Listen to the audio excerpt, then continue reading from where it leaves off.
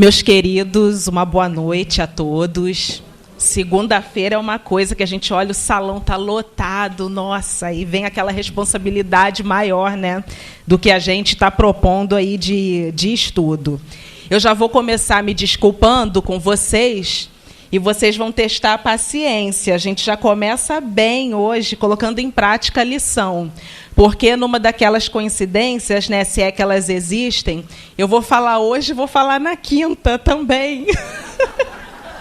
Falei, o pessoal não vai mais me aguentar lá no Eurípides, né? Eu vou ter que ficar um tempo depois desaparecida, porque vocês vão ficar cansados da minha carinha, da minha voz. Bom, meus amigos, é sempre muito bom estar aqui. A gente até toma essa liberdade de já começar brincando, porque a gente está em casa, não é? Eu acho que não por acaso aqui a gente não tem essa denominação de centro espírita. Nós somos uma casa. Isso nos constitui família. Somos amigos, então é muito bom quando a gente está entre amigos, quando a gente sente essa fraternidade, a vibração. Isso faz com que vale a pena, né? Porque hoje todos nós poderíamos ter muitas outras escolhas em relação à noite de hoje, né? Tem o último capítulo da novela, tem um monte de coisas acontecendo, né? Ih, lembrei, agora já era. Agora já perderam, né? Depois assiste a reprise. E aí a gente tem muitos apelos que o mundo nos faz todos os dias, apelos, às vezes, que nem sempre são tão agradáveis, né? Porque a gente fala que está cansado, que está esbaforido, que a rotina acaba nos engolindo. Mas que bom que hoje nós dissemos sim para esse convite, que não é um convite da Daniele, um convite da Ana Cristina, é um convite de Jesus, para que nós estejamos aqui ouvindo um pouco mais das suas lições, e acho que muito mais do que ouvir, colocando em prática, principalmente, tudo que a gente aprende aqui, porque nós saímos daqui com um compromisso muito grande e também a responsabilidade de sermos multiplicadores dessa boa nova. Né? E eu acho que a lição de hoje, o estudo de hoje, ele vem muito nesse sentido para nós. De início, a gente olha como um estudo assim, muito basilar, né? Assim, o homem de bem. A gente já tem quase que decorado, né, na nossa cabeça quais são essas características, o que nos faz, de fato, ser esse homem de bem.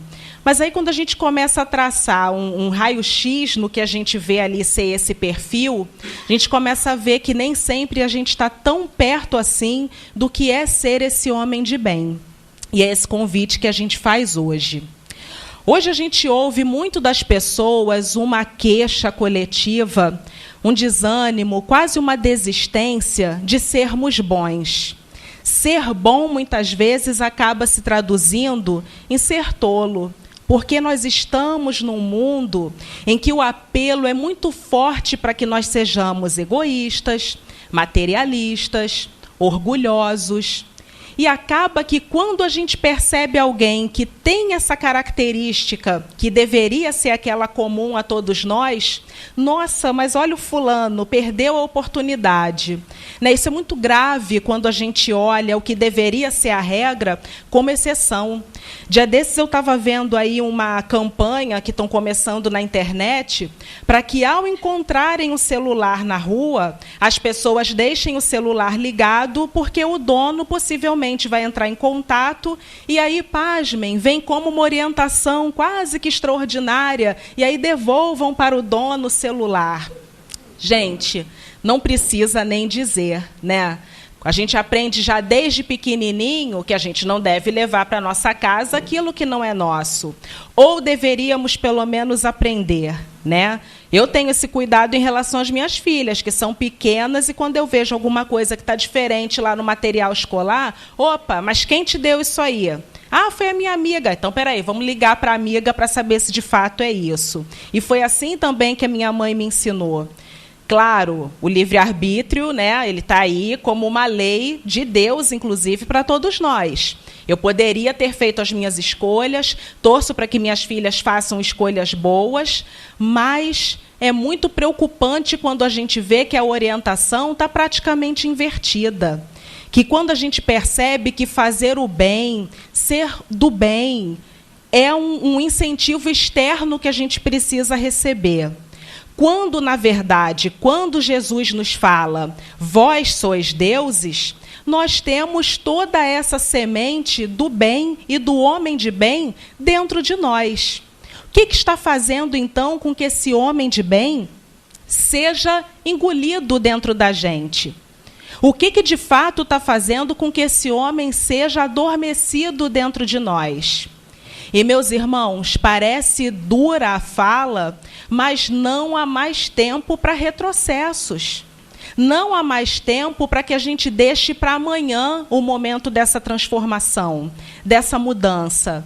Quando os espíritos nos alertam que a hora é agora, é porque, de fato, nós estamos vivendo, como a Ana Cristina colocou, o momento da transição planetária.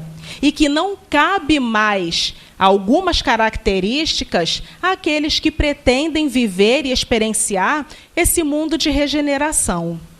Enquanto eu estava começando a organizar as diretrizes aqui desse estudo, eu vi uma história que eu acho sensacional para esse chamamento de volta ao homem de bem que existe dentro de nós. É uma história zen-budista. Eu gosto muito dessas histórias budistas, que elas levam aquelas reflexões profundas, né? Que parece, às vezes, uma lição simplória, a gente tira uma grande sabedoria dali. E aí diz essa história que estava um mestre e seu discípulo caminhando às margens de um rio, num passeio normal. E aí eles olham para dentro do rio e tem um escorpião sendo levado pela correnteza, quase se afogando, né? Certamente ele iria morrer.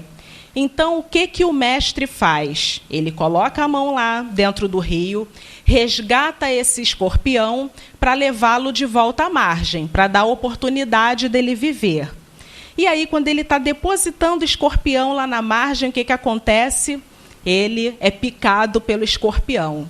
Então, o discípulo olha para ele e fala assim: mestre, mas o que passou na cabeça do senhor que foi resgatar o escorpião? O senhor não sabe que a natureza dele é ser agressivo, que é picar? Então, o mestre olha para esse discípulo e diz: mas você não sabe que a minha natureza é ajudar sempre? Então, é uma lição importante para a gente pensar. Por mais que o mundo faça esse movimento para que sejamos egoístas, orgulhosos, que vivamos ali ensimesmados muitas vezes, nós temos essa natureza, é o nosso DNA. Nós nascemos e fomos talhados para sermos bons, para sermos do bem. Esse é o único legado que nós vamos deixar. Nós seremos lembrados, sim, por muitas coisas que a gente faz. Mas, certamente, quando a gente faz um bem a alguém, isso se torna inesquecível para aquele que recebeu essa benfeitoria, para quem recebeu essa benesse. Então, nós precisamos retornar a essa nossa natureza. Precisamos fazer o caminho de volta. E vamos falar um bocadinho essa noite sobre esse movimento. Você se considera uma pessoa de bem?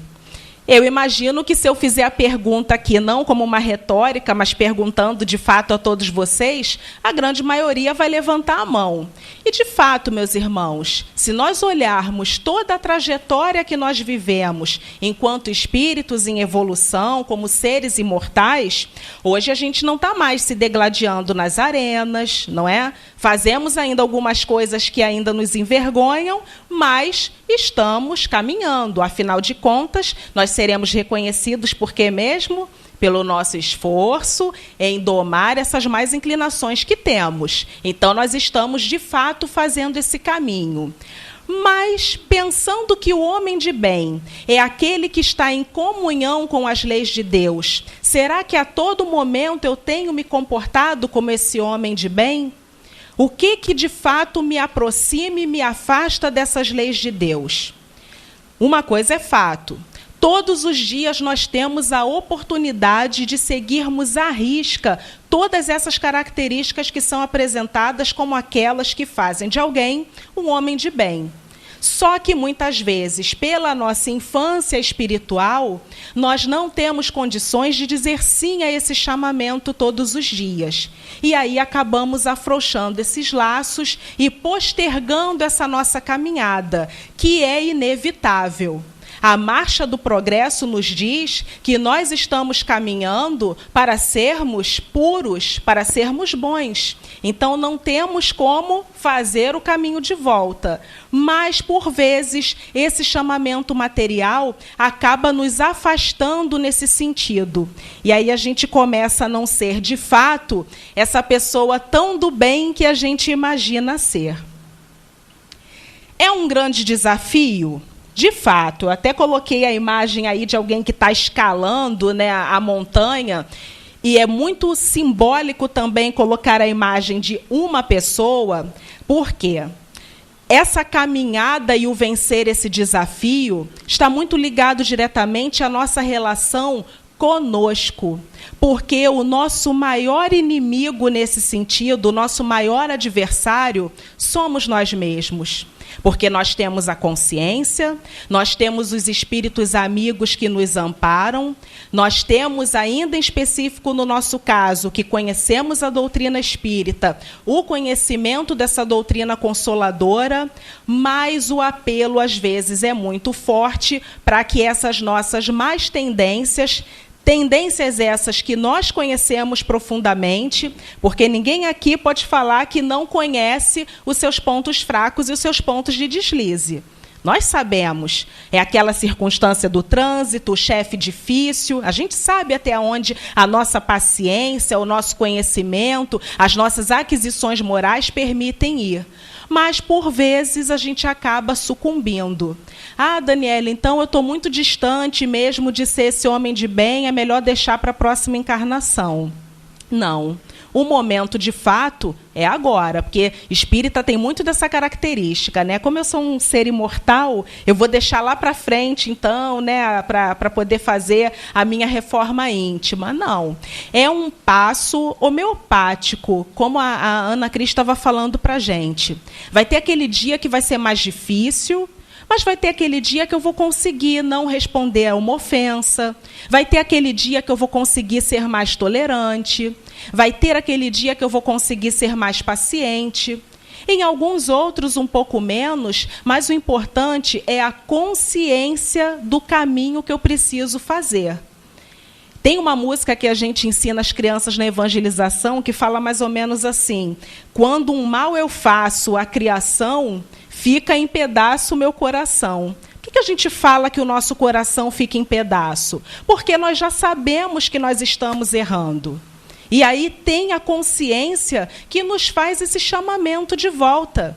Nós sabemos aquele momento que puxa a vida, mas, às vezes, o que nos falta é a humildade de reconhecer isso. Por quê? Também, dentre as muitas características que a imperfeição ainda nos impõe, nós temos uma autossuficiência. A gente tem dificuldade, às vezes, em orar pedindo ajuda, porque a gente acha que vai dar conta. A gente tem dificuldade de falar com os espíritos amigos, de falar com Deus, de falar com Jesus, com a intimidade daqueles que nos conhecem de fato. Avancemos. Aqui eu trouxe da questão 779 do Livro dos Espíritos, que fala da marcha do progresso, um bocadinho do caminho que a gente vem trilhando. Todos, e aí inclusive Eurípides, Chico, fomos todos criados simples e ignorantes. E as nossas escolhas, os nossos conhecimentos, a nossa transformação moral vão fazendo com que a gente vá galgando alguns outros degraus ao longo da caminhada evolutiva. Então, nós ficamos ali na categoria dos imperfeitos, nesse momento, que tem, é claro, uma elasticidade aí. Temos alguns que já estão quase lá no passinho de ser bom, alguns que ainda estão vivendo a imperfeição de maneira mais veemente, mas estamos todos dentro dessa categoria. Passaremos a espíritos bons e, aí sim, espíritos puros, encontrando aí a característica daqueles espíritos crísticos. Aliás, nem dá para falar que a gente não tem um espelho para onde olhar. Se nós estávamos aqui no começo da fala, comentando que nós temos esse senso de família, como é bom estarmos em família, nós temos um irmão que é um nosso exemplo maior nesse sentido de ser o homem de bem, que é Jesus. Todos os dias nós temos o convite para seguir Jesus. Hoje dissemos sim quando estamos aqui, mas às vezes a gente fica um pouco esquecido de como Jesus é importante e atual nas nossas vidas. Eu costumo brincar muitas vezes aqui nos estudos que Kardec não está desatualizado, né? Que a gente vai inventando um acessório aqui, outro ali, a gente vai modificando as coisas e quando a gente vê o que é essencial ficou para trás. E a gente começa a inventar um monte de flores, né? E acessórios que a gente coloca nas coisas e esquecemos do simples. Da mesma forma, esquecemos, por vezes, como Jesus se comportaria diante das situações que a gente vive. São 2018 anos ouvindo as suas histórias, as parábolas, talvez ainda de maneira que a gente não compreenda, tanto quanto aqueles que conviveram com Jesus no período em que ele esteve na Terra. Mas o exemplo está posto para nós. E se aí fica distante para a gente pensar em Jesus como exemplo, nós temos outros muito próximos, e aí não só no meio espírita, que a gente estava falando de Eurípides, de Chico, eu estava lendo, por conta desse estudo, da biografia de Albert Schweitzer. Eu não sabia que tinha sido uma criatura com tantas características de bondade na sua biografia, e era evangélico. Madre Teresa, católica, e outras referências mais, poderíamos enumerar várias, inclusive daqueles que não têm religião, porque a bondade, ela é uma característica nata do ser humano que transcende o aspecto religioso. Eu trabalho com um companheiro que ele é holandês e se declara ateu, ainda que ele tenha características cristãs fortíssimas. É alguém que está sempre pensando no outro. Dia desses ele estava contando que a empregada dele, ajudante, nunca tinha andado de avião e que tinha muita vontade de viver essa experiência. E ela está com a saúde um pouco fragilizada. E ele, percebendo que estava assim, no limiar da oportunidade, ele falou, usei as minhas milhas e comprei uma passagem para Carminha conhecer a Paraíba. Gente, para ele foi um ato pequeno, porque ele já tinha as milhas, ele não teve uma despesa material efetivamente, mas para ela foi a realização de um sonho. E a alegria dele de poder dar essa oportunidade da criatura viver aquela experiência, isso é maravilhoso. Isso é oportunidade de fazer o bem. Eu ontem não pude vir aqui à casa, mas acompanhei a transmissão e vi que a Ana Cristina contou o caso de uma situação de supermercado em que o comportamento dela mais equilibrado pôs uma harmonia numa situação que estava ficando em desequilíbrio. Isso é oportunidade de fazer o bem. Igual quando a gente ensina para as crianças, olha, obedece, ajuda, é colocar a criança no caminho da retidão. E aí eu vou abrir um parênteses que eu acho bem importante em relação a esse estudo, porque quando a gente fala do homem de bem, a gente vê essas características e coloca quase que como um super-homem ou uma mulher maravilha. A gente se exclui muitas vezes desse rol de possibilidades. Além de nós nos incluirmos dentro desse rol de características, nós precisamos lembrar do nosso compromisso com as crianças, aqueles que nos foram destinados a serem cuidados, orientados, educados. Eu ouvi do Gilberto uma vez uma coisa e guardei para mim. Eu não sei se eu vou falar bem certinho, Gilberto, mas era algo do tipo, quem come do meu feijão compartilha da minha religião. Exatamente isso, lembrei bem. Por quê? Dentro desse olhar moderno que a gente acaba aplicando às nossas vidas, agora a gente tem essas teorias de que tem que esperar crescer para escolher a religião que vai seguir. Não. Se eu acho que é bom para mim, eu vou trazer, sim, os meus filhos para evangelização. Num dia que nós estávamos aqui no estudo, adorei quando a Ana Lúcia deu exemplo de que o culto no lar em casa, às vezes era com chinelo na mão. Opa, senta aqui e vamos ouvir a palavra de Jesus. Num primeiro momento, é chato, não sei o quê, não quero descer, quero brincar. Estou falando descer porque eu tenho muita coisa com as minhas filhas do Play, né, e descem. Eu quero sair, quero brincar, quero ficar com os colegas. Num segundo momento, torna-se mais interessante e depois vira um hábito. E nós nos habituamos a muitas coisas. Nós nos habituamos a escovar os dentes, a tomar o banho todo dia, já não é parte do nosso processo diário da vida.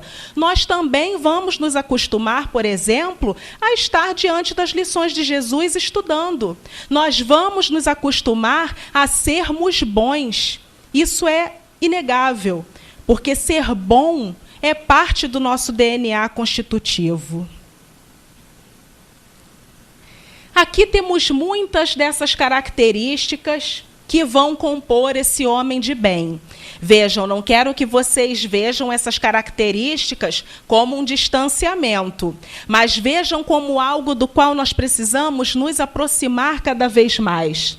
Autoconhecimento, fé em Deus, esperança, resignação, beneficência, solidariedade, fraternidade, alteridade, são muitas, eu não vou ler tudo, porque a gente vai detalhar um bocadinho mais algumas ao longo do estudo.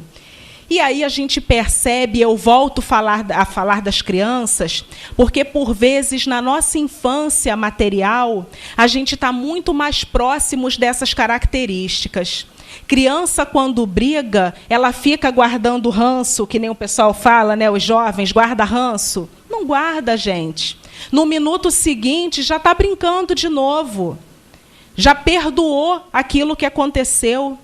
Eu tenho umas histórias ótimas de convivência com criança do período que eu trabalhava com educação infantil.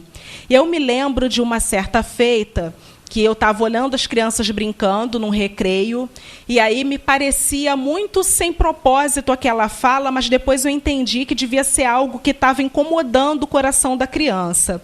Ela devia ter uns 3, 4 anos, e aí no meio da brincadeira ela veio e falou assim: tia Dani, olha, a minha mãe diz que pessoas da sua cor não são legais, mas eu gosto de você.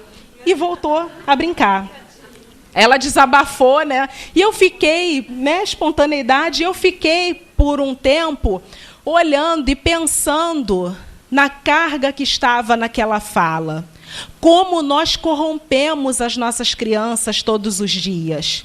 E corrompemos, meus irmãos, com as nossas atitudes. Porque eu me lembro bem que quando a escola orientou para que a família fosse chamada à conversa, e é um ponto muito delicado falar, né, do preconceito, da discriminação, eu me lembro que a mãe ficou muito assustada porque ela falou: nossa, mas eu nunca falei isso na minha casa.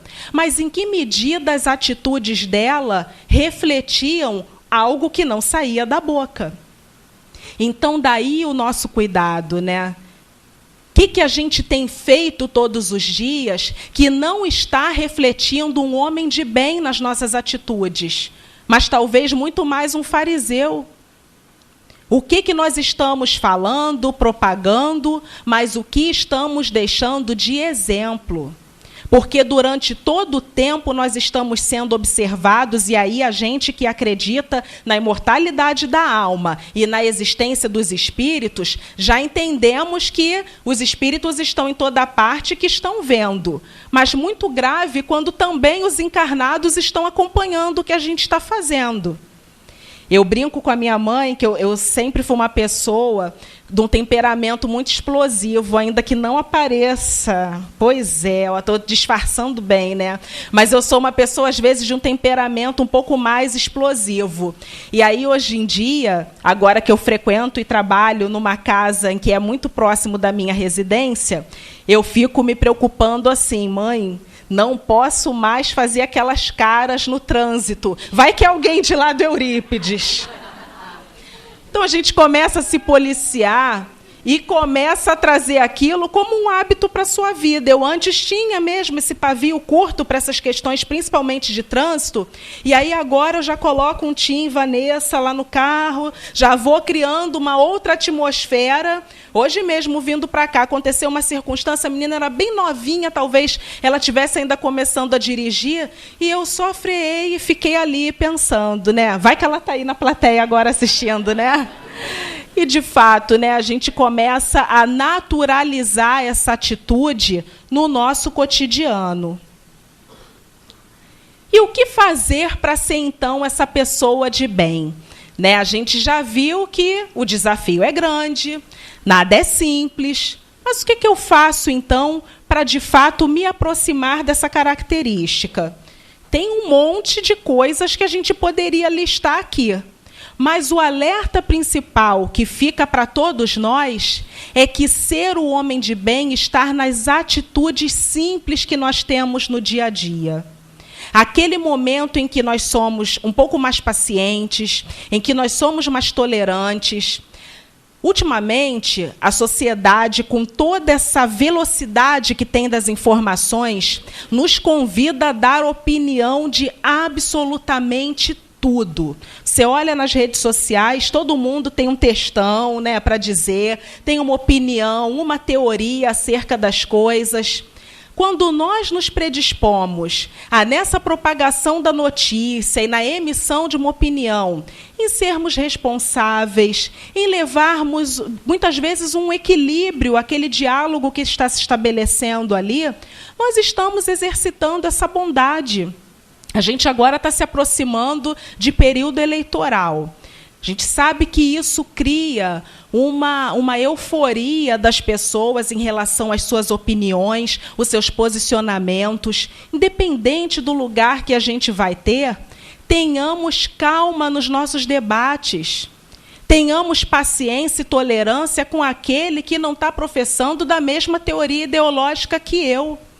Porque nisso, às vezes, a gente olha e dá um certo temor, muitas vezes, do extremismo em que as pessoas vão, em que, muitas vezes, a emissão de uma opinião cria um adversário seríssimo para todos nós. Hoje, a minha chefe estava contando uma situação, e aí eu já guardei como um exemplo para essa nossa conversa. Ela tem uma filha de uns 10, 11 anos, e aí eles são de uma família de judeus. Eles estavam num evento, a menina, apesar dessa idade ainda muito novinha, ela tem posicionamentos feministas muito firmes, talvez traga até de uma reminiscência, e aí eles, num evento, ela segurou um bebezinho. Uma outra pessoa passou, que devia ser uma mãe também, pela natureza do comentário, aí falou, nossa, mas que linda, com instinto maternal desde cedo. E aí essa minha chefe falou, Dani, ela ficou com uma raiva tão grande da senhora, e aí falou, mas a senhora não pode impor que eu queira ser mãe quando crescer, porque as mulheres... Então, assim, é um discurso... É um posicionamento numa criança de 10 anos, que é até engraçado, né, dela ser tão firme nesse posicionamento, mas que, no caso, a mãe já ficou apavorada porque ela já criou um ódio ali, claro, numa proporção daquelas que você consegue controlar, mas se a gente cresce e mantém esse tipo de postura, hoje é numa situação peculiar, no encontro ali de família, amanhã a gente está agredindo alguém na rua, simplesmente porque não compartilha dos mesmos ideais que eu.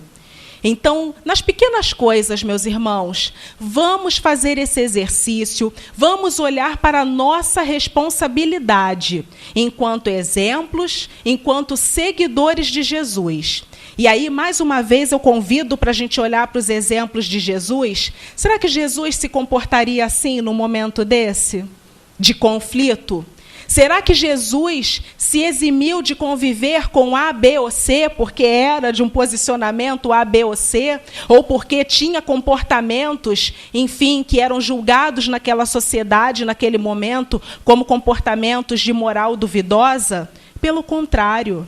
Jesus esteve ao lado de todos aqueles que estavam, inclusive, nesse grupo dos discriminados, dos excluídos, até dos criminosos, mas sem se corromper. Esse que é o cuidado que a gente precisa ter. Eu posso circular em ambientes, aqueles os mais diversos, mas entendendo o meu compromisso enquanto homem de bem, de não me juntar àquela força negativa, mas de trazer um ponto de luz, muitas vezes, àqueles que precisam. Bom, e aí a gente começa a trazer algumas enumerações que vêm para nós no próprio Evangelho, porque essa lição do homem de bem, ela compõe um capítulo que é o Sede Perfeitos, né? Então, vem todo um rol de orientações para nós, para que nós atinjamos, sim, esse lugar possível, que é o da perfeição.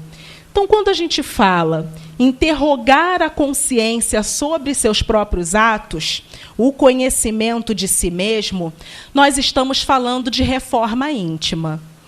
Quando eu preciso fazer uma reforma na minha casa, eu mexo em algum lugar que está bom? Não, né? Eu vou lá pintar o que está descascando, eu vou mexer no reboco que está caindo. Vamos olhar para nós e ver que lugar é esse em que eu preciso pintar, em que eu preciso passar um reboco, em que eu preciso melhorar. Como nós estávamos conversando no início, nenhuma novidade para nós do que se apresentam como as nossas mais inclinações.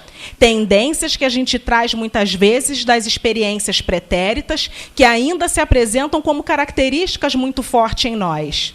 Eu, por exemplo, estou falando para vocês aqui, com toda a sinceridade, dessa minha característica que eu tenho lutado contra, que é a do pavio curto. Então, eu preciso sempre ter uma atenção em relação ao meu comportamento, porque eu sei que, por vezes, eu posso me deixar dominar por esse sentimento da raiva e perder a razão numa situação.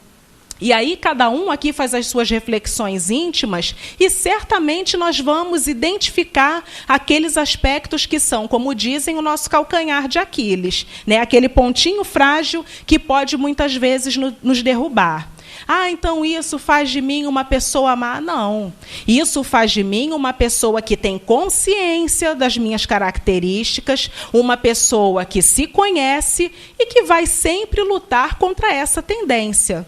No próprio Evangelho, no próprio Livro dos Espíritos, aliás, tem a passagem de Santo Agostinho relatando como seria esse procedimento. Não é conversar com a sua própria consciência, perguntando se fez todo o bem possível, quando for o momento do descanso do corpo. Será que hoje, quando eu coloco a minha cabeça no travesseiro à noite, eu tenho essa tranquilidade de saber que eu fiz todo o bem possível hoje? Será que alguém tem algo contra mim? E isso, meus irmãos, é de fato muito importante da gente pensar. Quantas vezes a gente, numa situação de conflito, depois reflete, puxa vida, realmente, a Ana Cristina tinha razão.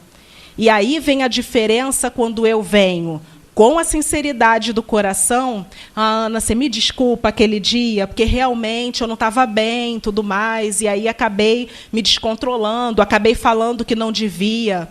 Ou eu vou deixar a Ana ruminando um sentimento ruim contra mim. Eu também vou ficar no meu lado aqui, mas também não vou falar nada não, que a Ana Cristina, ela vai ficar toda vaidosa se eu for lá pedir desculpas. E nós perdemos a oportunidade de fazer também o que Jesus disse, que é reconciliai-vos com os seus inimigos a caminho do altar. Não há mais o que esperar, porque no caminho a gente já está. Vamos esperar que momento? Eu me lembro de um dia que a Ana Cristina Barioni estava aqui fazendo um estudo, e aí ela ainda falou, gente, olha, vamos reconciliar agora, porque inimigo desencarnado é um problema, porque a gente começa a perder ele de vista, a menos quem tenha a vidência, né, como característica mediúnica. E, guardadas as brincadeiras, de fato é isso. Porque nós vamos arrastar para as próximas oportunidades reencarnatórias algo que a gente possa resolver nesse momento? Será que a gente precisa levar um fardo tão pesado lá para frente? Ou será que, nesse momento, eu já consigo modificar, muitas vezes, a esfera do que eu estou vivendo, experienciando, e vivendo, inclusive, como expiação? Deposite fé em Deus, na sua bondade, na sua justiça e na sua sabedoria. Eu tive a oportunidade de, há não muito tempo atrás, falar aqui da providência divina. Essa certeza do cuidado de Deus só pode fortalecer a nossa fé, a nossa confiança.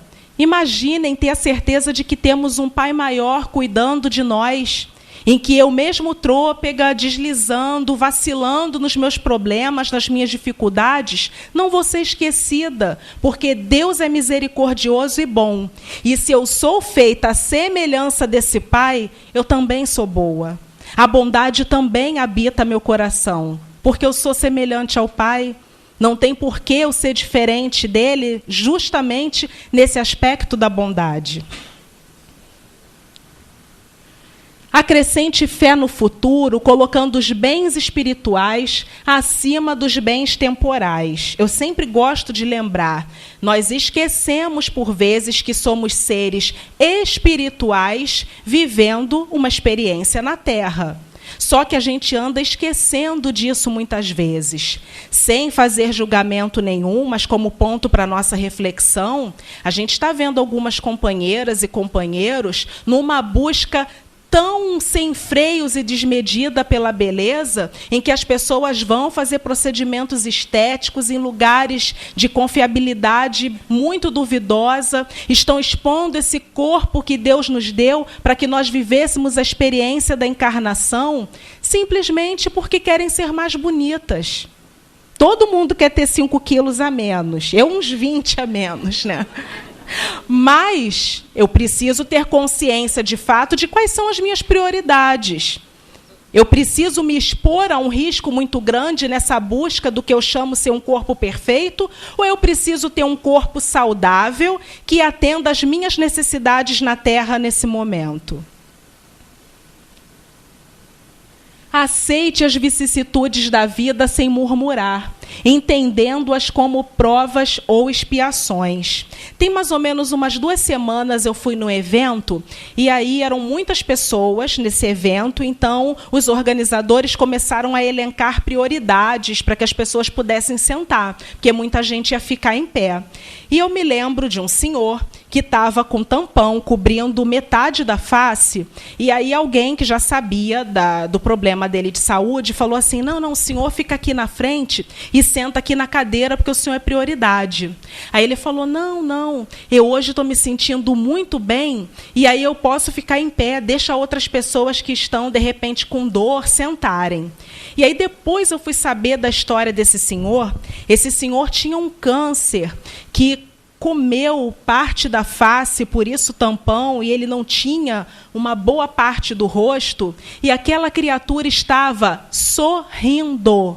Naquele dia, ele falou que tinha passado pela quimioterapia, estava sem dor e se sentindo bem, inclusive se deu ao luxo de falar que ele não era preferencial, porque outras pessoas poderiam ter uma necessidade maior. Isso é entender a necessidade da prova. Eu nem sei qual é a religião dele, mas eu fiquei ali em prece, admirando a postura que aquela criatura teve. Porque ele poderia ter olhado para si próprio com autopiedade, se sentindo a pior das pessoas, porque a aparência estava comprometida, certamente haveria ali um quadro de dor, vez ou outra, mas não. Ele preferiu olhar pelo aspecto de que, naquele momento, ele estava se sentindo bem. E aquilo era o suficiente, inclusive, para ele sorrir.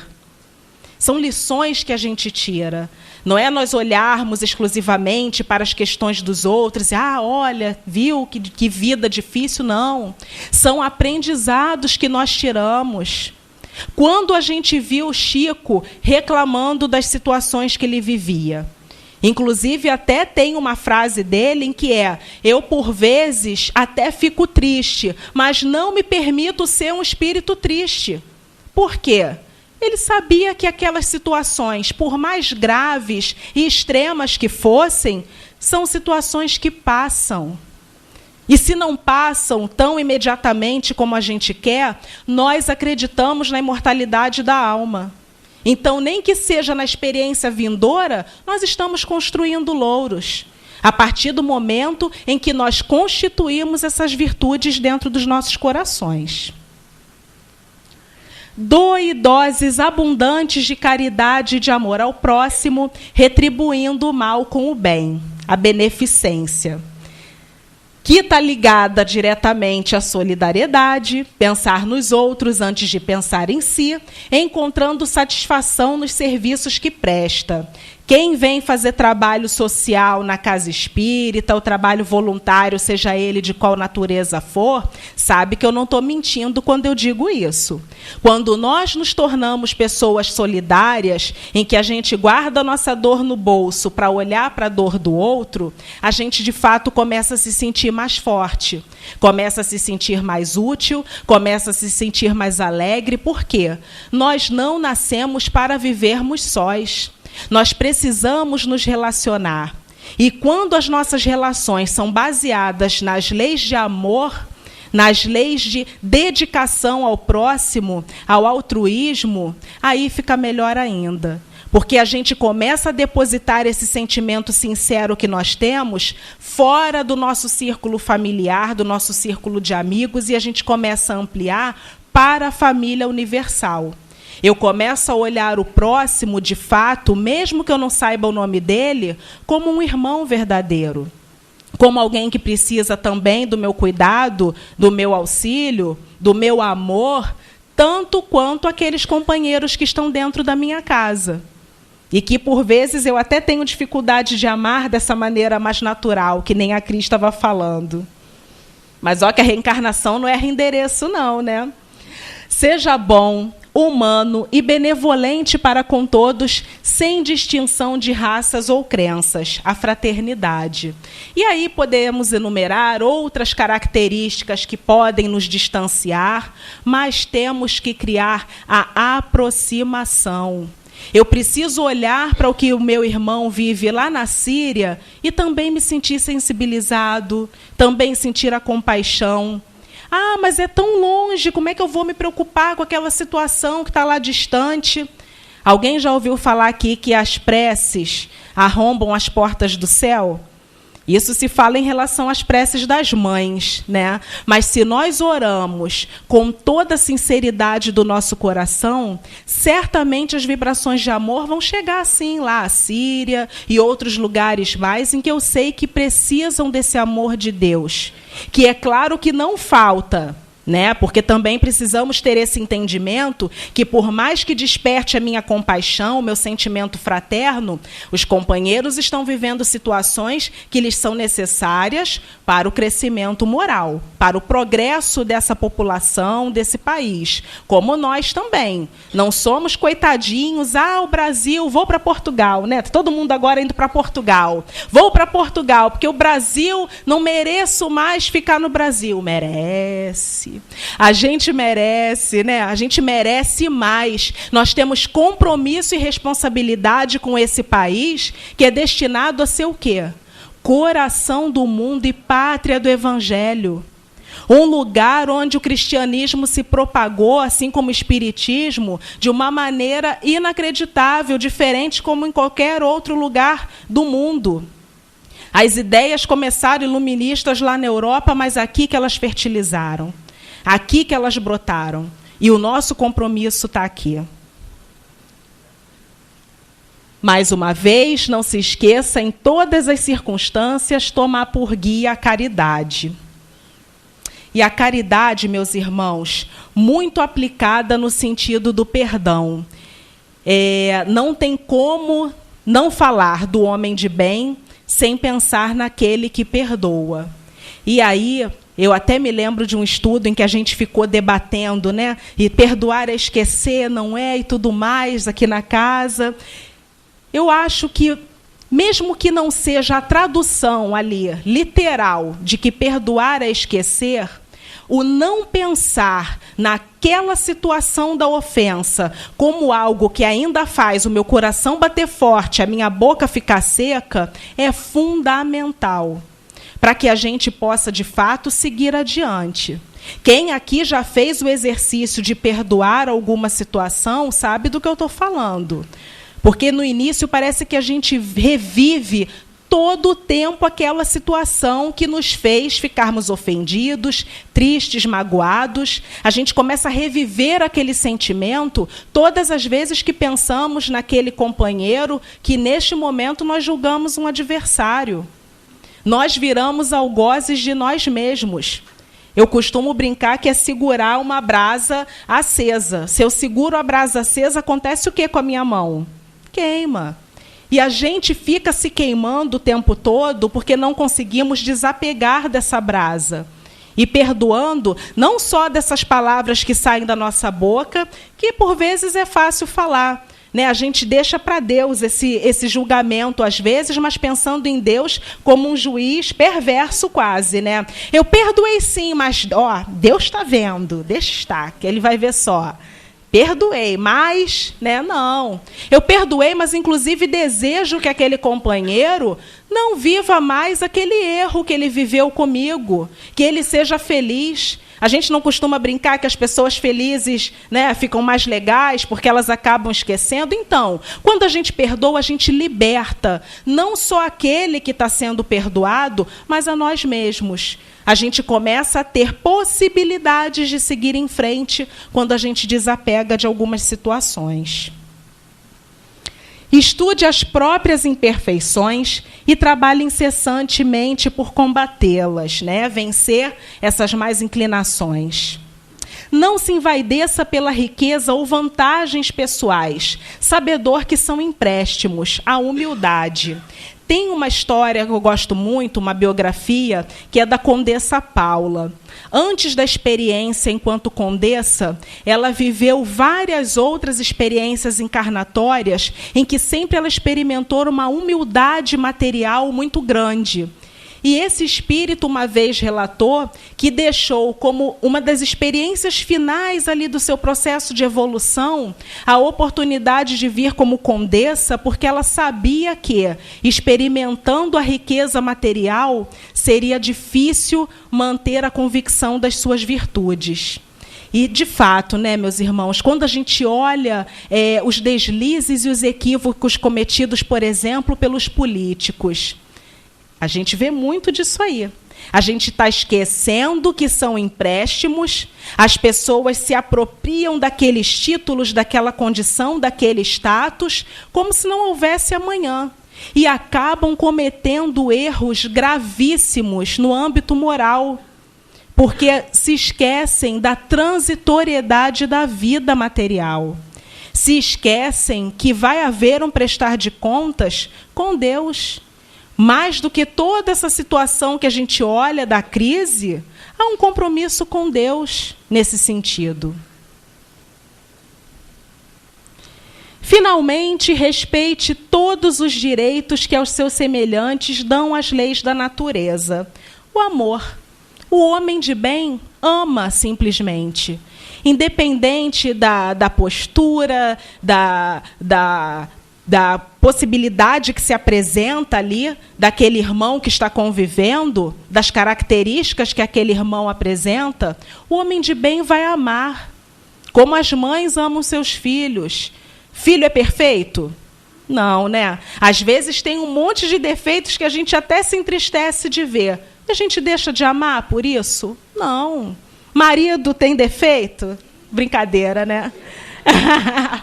E a gente não deixa de amar porque a gente quer bem aquelas criaturas. Por que eu não posso olhar também com esse olhar da tolerância e do amor para aqueles que convivem comigo? Por que eu não posso olhar aquele chefe difícil com mais tolerância, aquele familiar? Até porque, meus irmãos, se nós avaliarmos bem as relações que se põem na Terra, aqueles, às vezes, que nos parecem difíceis, são instrumentos para o lapidar do nosso espírito.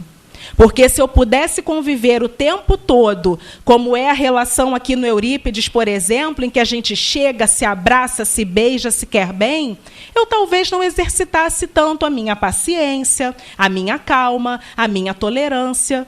E, por vezes, eu preciso, sim, estar com outros companheiros, entendendo, inclusive, que em algum momento eles também terão o despertar e seremos esses companheiros que estarão se abraçando, se beijando, não nessa encarnação, talvez, mas nas próximas. Tem uma história muito boa que circula, né, nos estudos espíritas, de um casal que viveu durante muito tempo juntos, 60 anos de casamento, e aí desencarnaram. Lá no plano espiritual, quando começaram a desenhar a próxima encarnação dos dois. Aí os missionários envolvidos ali no auxílio à encarnação desses companheiros falaram assim: olha, seu fulano, o senhor vai ter que voltar novamente com a dona Ciclana como sua esposa. Mas como assim? Eu aturei ela 60 anos. Foi uma vida inteira, não aguento. Então, mas o problema foi esse. O senhor não amou a fulana uma vida inteira. O senhor só aturou. Então agora vocês voltam novamente juntos para aprender a se amar. É exatamente isso, né? Guardadas as devidas proporções da historinha, nós temos que aprender a amar. Nós temos que aprender que a reencarnação não vai errar endereço. E que todas as oportunidades que eu estou vivendo são oportunidades importantes para o meu crescimento moral. Bom, e aí, em síntese, o que está lá no capítulo 17 vem falar para a gente o seguinte: o homem de bem é portador de fé verdadeira, tem fé em Deus, em sua bondade, na sua justiça e na sua sabedoria. Avançando um pouco mais, a gente olha aqui um rol de exemplos bons para a gente guardar no coração, com as seguintes palavras, também ditas lá no Evangelho. Estas não são todas as qualidades do homem de bem, mas quem se esforçar para possuí-las estará mais próximo das demais. É claro que talvez nós nem tenhamos a compreensão plena de todas essas características, mas, levando como receita de bolo para as nossas vidas algumas, certamente isso vai fazer um diferencial. E aí, lá no 918 do Livro dos Espíritos, nós temos o seguinte: por que indícios se pode reconhecer em um homem o progresso real que lhe elevará o espírito na hierarquia espírita? O espírito prova sua elevação quando todos os atos de sua vida corporal representam prática da lei de Deus e quando antecipadamente compreende a vida espiritual. E aí, quem a gente conhece que tem essas características todas, hein? Ele, né? Jesus. Essa foi a aplicação maior das leis de Deus representadas num homem. Eu estava lendo num livro, no Roteiro de Jesus, se eu não me engano, um livro muito bom, por sinal, algumas falas de Maria em relação ao filho. E aí me chamou muito a atenção uma fala sobre Jesus criança, em que ela diz para a prima, Isabel, se eu não me engano, olha lá, eu às vezes fico intrigada, não com essas palavras, né, mas eu fico intrigada com esse menino que fica ali sentado à margem dos rios, observando as coisas, refletindo. Quer dizer, alguém que trazia uma paz muito grande em si. Desde a infância, já trazia todos esses ensinamentos da lei de Deus consolidadas no seu coração. Esse é o verdadeiro homem de bem. E Joana de Ângeles vem falar para nós que esse homem de bem está mais atual do que nunca. E mais, muito mais necessário do que qualquer outro momento. Por quê? Nós vivemos durante muitos anos uma falta de compreensão, muitas vezes, de todas as lições, de todos os exemplos trazidos por Jesus. Hoje, pelo avanço da nossa asa da intelectualidade, a gente consegue compreender, entender, mas precisamos mais do que nunca aplicar. Não podemos voar com uma asa só. Nós precisamos das duas asas em harmonia. Então, nós conhecemos muito, nós entendemos muito, mas aplicamos pouco. E Joana, quando fala nesse livro, que é Jesus na atualidade, ela aponta vários aspectos que aproximam Jesus de situações contemporâneas e como Jesus lida com todas essas situações. Meus irmãos, parece pretensioso, mas nós temos exemplos de Jesus para absolutamente tudo. Para todas as situações, nós temos, sim, lições de como Nazareno se comportaria, como ele se relacionava com as pessoas naquele determinado aspecto. Então, o que nós estamos precisando é aplicar. Tem uma música do coral que eu gosto muito que fala exatamente, experimenta Jesus. Precisamos experimentar cada vez mais Jesus. Não pode ser esse ideal distante de nós. Ele é um irmão. Ele foi aquele enviado por Deus para ser o nosso grande exemplo de amor. Por que nós estamos nos distanciando tanto de Jesus? Por que a gente conhece tanto todos os ensinamentos de Jesus e não consegue aplicar? Precisamos da vontade verdadeira. A nossa reforma íntima não vai acontecer com nenhum passe de mágica do nosso mentor se materializando na terra e falando: Daniele, agora você é boa. Não. É o meu esforço diário de vencer essas dificuldades. E nem as dificuldades também vão desaparecer, porque é o momento do pra valer, da prova, em que eu, de fato, mostro se tudo que eu estou dizendo é só o que eu estudei e decorei para falar aqui na frente, ou se eu estou internalizando no meu coração. E aí, fechando esse nosso estudo, tem umas palavras aqui da Joana. Eu gosto muito de Joana de Ângeles, ainda que eu ache muito difícil. Às vezes é muito difícil compreender, né, toda essa questão psicológica que mexe com a nossa psicosfera emocional. Mas eu gosto muito dessas palavras porque elas nos trazem essa reflexão de que lugar é esse que Jesus ocupa nas nossas vidas. É esse ideal distante que eu vejo só como um símbolo muito importante? Ou eu vejo, de fato, como uma presença que transforma a minha vida diariamente? E eu vou pedir licença a vocês para ler. Reflexiona a respeito do significado de Jesus na sua existência. Como o tens visto? De que maneira te identificas com ele? De que forma vives a jornada terrestre depois de o haveres conhecido? Se experimentas os mesmos conflitos de antes do teu relacionamento com a sua mensagem, ainda não permitiste que ele te penetre os sentimentos. Eu nem vou ler tudo, né? O texto é grande, fica para a gente pensar, mas como estamos nos relacionando com Jesus? É essa mensagem distante ou ele modifica as minhas ações todos os dias? Então, meus irmãos, o convite dessa noite é para que nós olhemos o homem de bem, não como esse super-herói distante, a Mulher Maravilha, o super-homem, mas todos nós. O homem de bem está dentro de cada um de nós, no nosso DNA da bondade, no DNA de Deus que existe nos nossos corações. E se em algum momento nós sentirmos que nós estamos vacilando, tem um farol que não se apaga. 2, na verdade.